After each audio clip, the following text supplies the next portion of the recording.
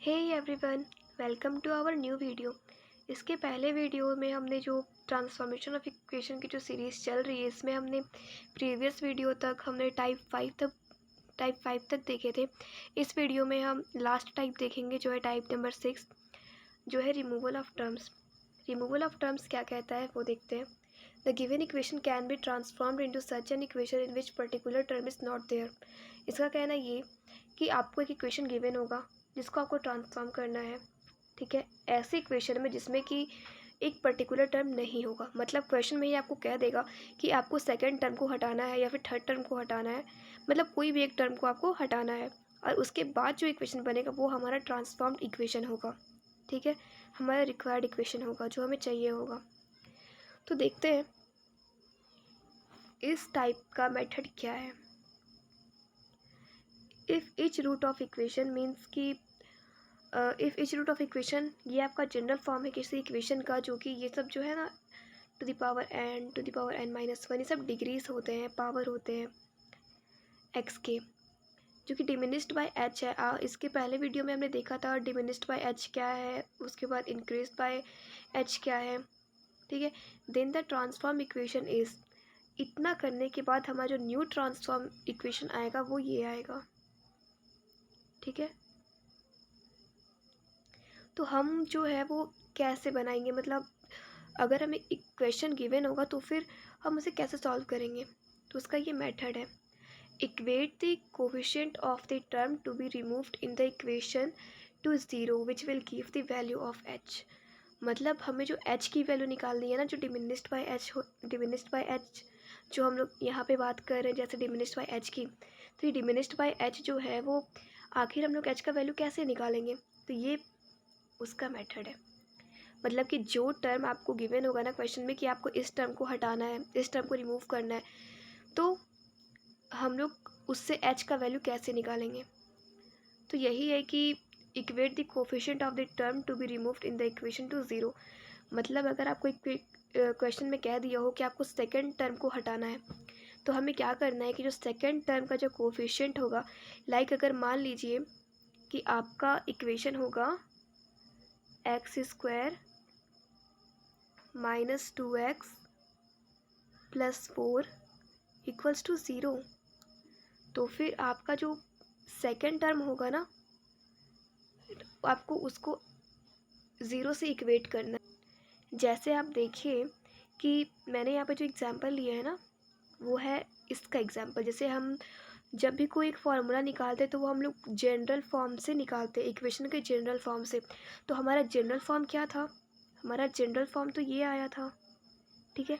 तो हम जो एच का वैल्यू फाइंड करेंगे ना, एच का जो फॉर्मूला निकलेगा वो हमारा इस वाले इक्वेशन से निकलेगा, ठीक है।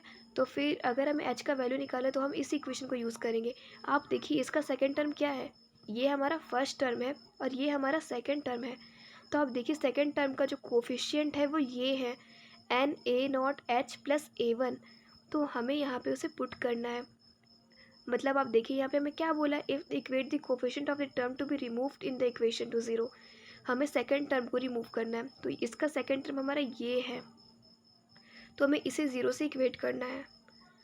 तो हम लोग ऐसे इसे ज़ीरो से इक्वेट करें, NA0H plus A1 equals to zero. तो हमारा H क्या आएगा, हमारा H आएगा H equals to minus A1, ये A1 इधर गया तो माइनस A1 बाई, और फिर ये जो NA0H है ये नीचे आ गया NA0, और फिर ये जो हमारा H है ना ये इधर साइड आ गया, तो हमारा ये H निकल गया, ठीक है। लेकिन ये जो है ये सिर्फ और सिर्फ सेकंड टर्म के लिए ही एप्लीकेबल है, ये वाला फॉर्मूला।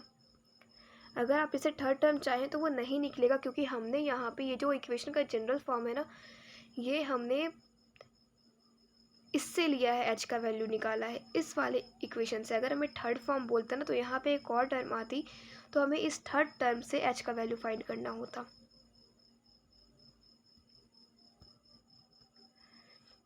इस वीडियो में हम सेकंड टर्म को रिमूव करने का बात करेंगे। जैसे एक एग्जांपल लेते हैं, जैसे ये एक example x² minus 4x minus 5, ठीक है। क्वेश्चन से समझ में आएगा, क्वेश्चंस करते हैं। जैसे ये हमारा क्वेश्चन है x² माइनस 4x माइनस 5। तो हमें बोल दिया है इसमें रिमूव द सेकंड टर्म, ठीक है। तो पहले हमने क्या देखा था कि पहले एच फाइंड करना होगा हमें, ठीक है। तो एच फाइंड कर लेंगे। तो एच का फॉर्मूला हमने यहाँ पे देखा कैसे फाइंड होता है, A1 एन A0, ये कैसे होता है। तो हम यहाँ पे ये देखते हैं कि पहले A1 क्या है, ठीक है। तो A1 है हमारा यहाँ पे -4, मतलब अगर आपसे पूछे कि A0 क्या रिप्रेजेंट कर रहा है, क्या दिखा रहा है, A1 क्या दर्शा रहा है और N क्या है, तो यहाँ पे हम ये देखेंगे कि जो A0 है ना, A0 वो एक्स स्क्वायर का कोफिशिएंट है, ठीक है। मतलब जो हमारा पहला टर्म होगा ना उसका कोफिशिएंट है A0, ठीक है। और फिर जो A1 है ना वो कोफिशिएंट ऑफ सेकेंड टर्म है। जैसे यहाँ पे सेकेंड टर्म क्या है -4x, यहाँ पे x का कोफिशिएंट क्या है -4, तो हमारा A1 क्या आएगा -4। और जो n है ना इसमें n वो है डिग्री ऑफ इक्वेशन, मतलब किसी इक्वेशन की डिग्री क्या है, तो हमारा इस इक्वेशन का डिग्री क्या है, वो है 2, ये 2, ये वाला 2, ठीक है। तो पहले हम h निकालते हैं, ठीक है। तो हमारा h निकलेगा यहाँ से -A1/n A0। अब यहाँ पे हम लोग वैल्यूज़ पुट करेंगे। तो A1 जो है हमारा क्या आया था, देखिए -4, मतलब कोफिशिएंट ऑफ सेकेंड टर्म का जो है, जैसे यहाँ -4x है तो इसका x का कोफिशिएंट क्या है -4, तो हम लोग यहाँ पे -4 लिखे, माइनस पहले से था वो लिखा हमने। अब n क्या है, डिग्री ऑफ द इक्वेशन, तो डिग्री क्या है हमारा 2 लिखा हमने। A0 हमारा क्या है, कोफिशिएंट ऑफ फर्स्ट टर्म, तो फर्स्ट टर्म हमारा x² है, उसका कोफिशिएंट क्या है 1, हमने यहाँ पे 1 लिखा। अब माइनस इंटू -4/2 इंटू 1, तो ऊपर में हो गया 4/2 और ये हमारा आ गया 2, मतलब हमारा h का वैल्यू आ गया है 2, डिमिनिश्ड बाय h बोला था। तो अब हमें जो सिंथेटिक डिवीज़न, अब देखिए अब हमें यहाँ पे सिंथेटिक डिवीज़न यूज़ करना है, ठीक है। तो सिंथेटिक डिवीज़न का तो रूल पता है कि मतलब इक्वेशन कंप्लीट होनी चाहिए। तो अब देखिए यहाँ पे इक्वेशन हमारा कंप्लीट है, x² है, -4x है, -5 है, ऊपर से ये अरेंज्ड भी है डिग्री के अनुसार, ठीक है। तो अब देखिए अब यहाँ पे हम सिंथेटिक डिवीज़न यूज़ करेंगे। अब आप ही बताइए, अगर सिंथेटिक डिवीज़न अगर हमें यूज़ करना हो तो हमें h की वैल्यू तो पता होनी चाहिए ना, इसलिए हमने यहाँ पे h फाइंड किया, ठीक है। तो अब आप देखिए कि हम यहाँ पे h की वैल्यू 2 रख कर सिंथेटिक डिवीज़न लगाएंगे। सिंथेटिक डिवीज़न क्या होता है इसके प्रीवियस वीडियो में मैंने बताया है। ये इक्वेशन के कोफिशिएंट्स को पहले लिख देना होता है, हमने लिख दिया 1 -4 -5, और फिर h की वैल्यू हमारी 2 आई थी, तो फिर हमने यहाँ पे 2 लिखा, और फिर अब हम इस 2 से इसे सिंथेटिक डिवीज़न करेंगे, ठीक है। तो ये जो 1 है, 1 के नीचे हमने ब्लैंक दिया, तो हमारा क्या आया 1। अब इस 2 को इस 1 से मल्टीप्लाई करेंगे तो कितना आएगा 2, जिसे हमने यहाँ लिखा। -4 + 2 -2 होता है। अब इस 2 को इस -2 से मल्टीप्लाई करेंगे तो -4 आया, तो जिसे हम यहाँ लिखेंगे। तो -5 -4 -9। अब इस टर्म को छोड़ेंगे, अब यहाँ आते हैं। अब इस 1 के नीचे हम फिर से ब्लैंक देंगे, और फिर 1 ब्लैंक 1 हुआ। अब इस 2 से इसे मल्टीप्लाई करेंगे तो 2 1 ज़ा 2, जो हम यहाँ लिखे। -2 + 2 0। अब इस टर्म को छोड़ेंगे, ठीक है।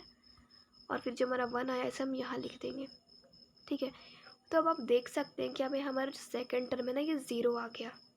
तो इसे हम क्या लिख सकते हैं, ये मैंने पहले भी कहा था कि जो हाईएस्ट डिग्री होती है ना, ये उसका कोफिशिएंट होता है, और ये उससे कम, और ये कांस्टेंट उससे कम, ठीक है। तो यहाँ पे हमारा x² हो गया 1, जिसका जो x² कोफिशिएंट है, तो ये x² हुआ। और फिर आप देखिए यहाँ पे जो सेकेंड टर्म था वो 0 हो गया यहाँ पे, तो हमने यहाँ पे 0x लिखा, -9 = 0। तब आप देखिए कि अब 0x को हम लोग नहीं भी लिखेंगे तो चलेगा, तो x² -9 = 0। अब आप देखिए कि हमें सेकेंड टर्म को रिमूव करने बोला था, हमारा ओरिजिनल इक्वेशन था ये x² -4x -5। ये सारे मेथड्स करने के बाद हमारा ये जो -4x का टर्म है वो गायब हो गया, ख़त्म हो गया, रिमूव हो गया, ठीक है। केवल हमारा क्या टर्म बचा, x² -9। अब देखिए अब x का टर्म नहीं आ रहा है अब, तो इस तरह से रिमूव हो गया सेकेंड टर्म। तो this is our required equation. एक और क्वेश्चन देखते हैं।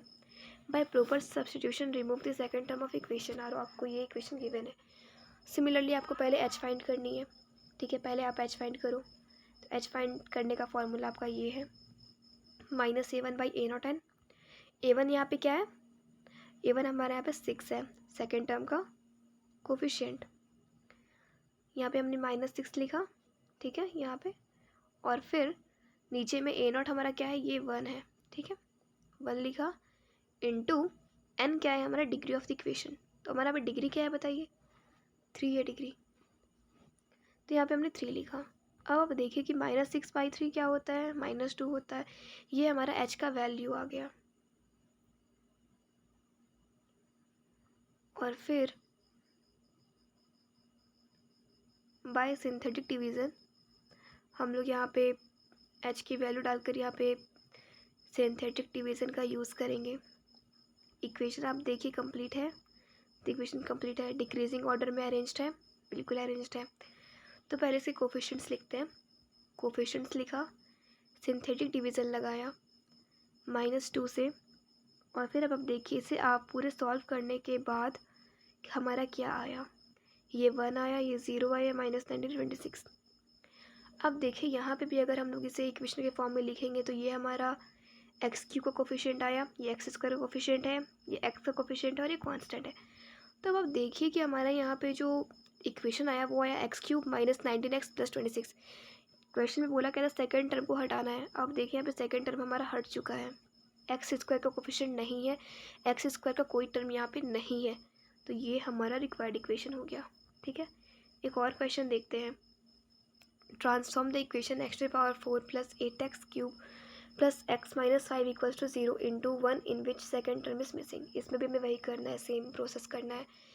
सेकंड टर्म हमें हटाना है, मतलब देखिए अगर हमारा ये इक्वेशन है तो इसमें जो मेरा सेकंड टर्म है ना, ये 8x³, हमें इस x³ के टर्म को हटाना है, ठीक है। तो पहले हम लोग h फाइंड करेंगे, लेकिन पहले आप उसके पहले देखिए हमारा इक्वेशन जो है ना यहाँ पे इनकम्प्लीट है। पहले तो हमारा डिग्री 4 है, उसके बाद क्यूब आ गया, x² का टर्म गायब है, ठीक है। तो अभी वैसा कोई दिक्कत नहीं है, लेकिन जब हम सिंथेटिक डिवीज़न करेंगे ना उस वक्त हमें इक्वेशन को कंप्लीट करना कंपलसरी है, ज़रूरी है। तो फाइंड h पहले हम करेंगे। इसमें इसका मेथड क्या है, सिमिलरली जैसे पहले हमने किया है, पहले h फाइंड करेंगे। h फाइंड करेंगे तभी तो सिंथेटिक डिवीज़न दे पाएंगे ना। तो फिर हम h फाइंड कर लिए इसी फार्मूले से। अब आप बताइए यहाँ पे कि a1 जो है, a1 की वैल्यू क्या है। a1 की वैल्यू क्या होती है, कोफिशिएंट ऑफ सेकेंड टर्म। अब देखिए यहाँ पे कोफिशिएंट ऑफ सेकेंड टर्म क्या है, 8 हमने यहाँ लिखा, बाय a0 क्या होता है, कोफिशिएंट ऑफ फर्स्ट टर्म। इसका कोफिशिएंट क्या है, 1, ये 1 हो गया, ठीक है। और फिर यहाँ पे जो n है वो होती डिग्री ऑफ द इक्वेशन, ठीक है। डिग्री ऑफ द इक्वेशन हमारा क्या है यहाँ पे 4, तो हम यहाँ पे 4 लिखे। तो -8/4 क्या होता है, -2, h का वैल्यू आ गया। वापस आप सिंथेटिक डिवीज़न दीजिए। पहले तो कोफिशिएंट लिखना होता है ना इक्वेशन का, तो पहले कोफिशिएंट हमने लिखा 1 8 0 1 - 5। और फिर पहले तो इसे अरेंज भी करना होता है डिक्रीजिंग ऑर्डर, डिग्री में, डिग्री के डिक्रीजिंग ऑर्डर में। और फिर इक्वेशन को कंप्लीट भी करना होता है, तो हमने पहले वो किया। और फिर अब -2 से सिंथेटिक डिवीज़न किया हमने यहाँ पे। सिमिलरली यहाँ पे सिंथेटिक डिवीज़न हमने दिया -2 से। और सिंथेटिक डिवीज़न देने के बाद आप देखिए वही प्रोसेस सिंथेटिक डिवीज़न का, 1 नीचे ब्लैंक और फिर -2 × 1 क्या हुआ, -2 हमने यहाँ लिखा, 8 - 2 6 हुआ। इसी तरह से हम पूरा सिंथेटिक डिवीज़न हम लोग देंगे और फिर लास्ट टर्म यहाँ तक आएगा जो है हमारा 1 0 - 24 65 एंड -55। अब आप देखिए यहाँ पे हमारा जो कोफिशिएंट्स आए हैं वो क्या है, 1 0 - 24 65 एंड -55, ठीक है। तो अब ये जो है ये हमारा x⁴ का कोफिशिएंट बनेगा, ये x³ का कोफिशिएंट है, ये x² का कोफिशिएंट, ये x का कोफिशिएंट और ये कांस्टेंट। अब आप देखें यहाँ पे जो हमारा सेकंड टर्म था ना वो 0 आ गया, x⁴ plus 0x³ minus 24x² plus 65x minus 55 equal to 0। हमें क्वेश्चन बोला क्या था कि हमें सेकेंड टर्म को रिमूव करना है। तो हमारा आप देखिए कि जो 8x³ थे, यानी कि जो x³ का कोफिशिएंट होगा, मतलब जो x³ का टर्म होगा वो गायब हो जाएगा। और हमारा आप देखिए यहाँ पे x³ का कोफिशिएंट 0 आया है, तो यहाँ से हमारा x³ का टर्म गायब हो गया और हमारा ये इक्वेशन बनकर आ गया जो हमारा रिक्वायर्ड इक्वेशन था। ठीक है, ये एक लास्ट क्वेश्चन है ये बनाने के लिए, रिवीजन के लिए। ट्रांसफॉर्मेशन ऑफ इक्वेशन की सीरीज़ यहीं पे ख़त्म होती है। नेक्स्ट वीडियो में नेक्स्ट टॉपिक करेंगे। Thank you.